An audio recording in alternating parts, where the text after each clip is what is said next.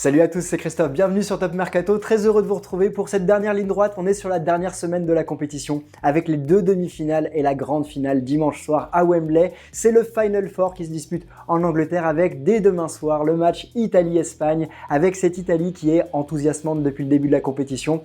Une Italie qui a remporté ses 5 premiers matchs et qui a sorti vendredi soir la Belgique de Lukaku, un duo Bonucci-Chiellini qui a vraiment mis dans sa poche l'attaquant belge. Alors il a pourtant eu l'occasion de revenir en score en deuxième mi-temps, mais cette équipe d'Italie elle avait pris l'ascendant psychologique en première mi-temps et l'ascendant au score avec ses 2 buts de Barella et d'Insigne. Une équipe d'Italie qui a perdu cependant Spinazzola, à qui on souhaite un prompt rétablissement. Spinazzola blessé au talon d'Achille, qui s'est fait opérer ces dernières heures et on espère le revoir très vite sur les terrains. Alors cette équipe d'Italie, elle va affronter cette équipe d'Espagne, une équipe d'Espagne qui est montée en puissance durant toute cette compétition. Elle a commencé par 2 matchs nuls face à la Suède et la Pologne, et puis ensuite Luis Enrique qui a changé son effectif et qui a pu compter notamment sur le retour de Sergio Busquets qui est revenu du Covid, et cette équipe a remporté ce match face à la Slovaquie 5-0. Elle a ensuite gagné en confiance face à la Croatie grâce aux prolongations notamment et une victoire probante 5-3, et puis face à la Suisse, elle a éprouvé des difficultés.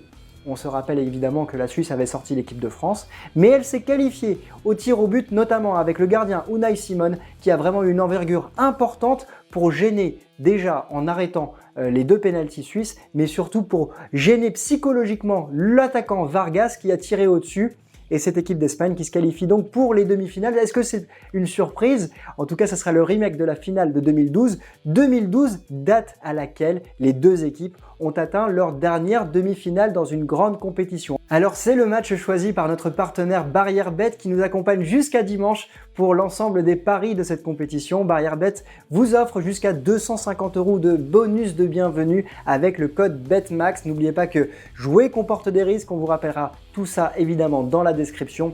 Et si l'Italie l'emporte dans le temps réglementaire, l'Italie est cotée à 2,52. Si c'est l'Espagne qui l'emporte dans le temps réglementaire, la cote est à 3,23. Alors vous le voyez, même notre partenaire Better met l'Italie en tant que favori, et c'est d'ailleurs aussi vous qui l'annoncez dans le sondage réalisé sur Top Mercato sur la page YouTube. Vous êtes à 54% sûr que l'Italie va remporter l'Euro. Alors n'hésitez pas à continuer de voter pour voir justement qui aura raison dans cette compétition. L'autre demi-finale, c'est le Danemark qui affrontera l'Angleterre mercredi soir, un match sur lequel on reviendra évidemment demain soir, un match sur lequel Christian Eriksen ne sera pas présent, on le sait depuis son malaise cardiaque, mais on est content d'apprendre que Christian Eriksen est sorti de l'hôpital et sa première photo public est paru. C'est un jeune supporter qui l'a prise et on a été évidemment très heureux de le voir souriant et en bonne santé. Alors ce match Danemark-Angleterre se disputera à Wembley, malheureusement sans supporters étrangers. C'est la Marca qui l'annonce aujourd'hui dans son édition. Les autorités anglaises demandent aux supporters étrangers d'être en quarantaine pour 5 jours minimum en venant sur le territoire anglais. Alors évidemment, c'est une décision qui est compliquée à comprendre et qui favorise certainement cette équipe anglaise qui pourra compter, sur l'ensemble de leurs supporters pour les demi-finales et éventuellement la finale de dimanche. Alors dans les autres informations du jour, c'est Nicolas Anelka qui conseille à Kylian Mbappé de quitter le Paris Saint-Germain. Nicolas Anelka qui a déclaré « Si tu veux gagner le Ballon d'Or, ce à quoi tu devrais aspirer pour faire écho à Cristiano Ronaldo et Lionel Messi, tu devras te mesurer au meilleur. Tu ne peux pas dire que tu ne te mesures au meilleur tout le temps quand tu es au PSG.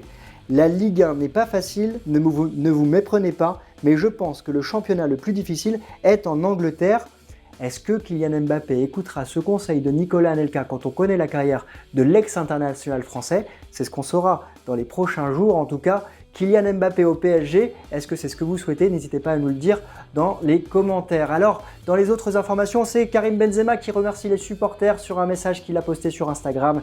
Il aurait aimé évidemment que l'aventure dure beaucoup plus longtemps que ce qu'elle a duré. Il remercie au passage aussi ses coéquipiers et le staff de l'équipe de France. Alors évidemment, on espère revoir très vite Karim Benzema dans cette équipe et on espère surtout voir les Bleus se qualifier pour la prochaine Coupe du Monde au Qatar en 2022. On vous laisse avec l'image du jour, c'est Thierry Henry qui a fait un acte de bienveillance très intéressant et très important pour nos amis belges. Il a reversé son salaire du mois de juin durant l'Euro à une association caritative. Alors c'est ce qu'il avait déjà réalisé lors de l'Euro 2016. C'est le genre d'action évidemment qu'on apprécie et qui montre que Thierry Henry a un grand cœur. Alors on espère et on lui souhaite surtout de retrouver un club très prochainement. Alors n'hésitez pas à vous abonner à Top Mercato pour être informé des prochaines vidéos. Nous on se retrouve demain en fin de journée pour la preview, pour l'avant-match de Danemark-Angleterre. À très bientôt, bonne journée à tous, ciao.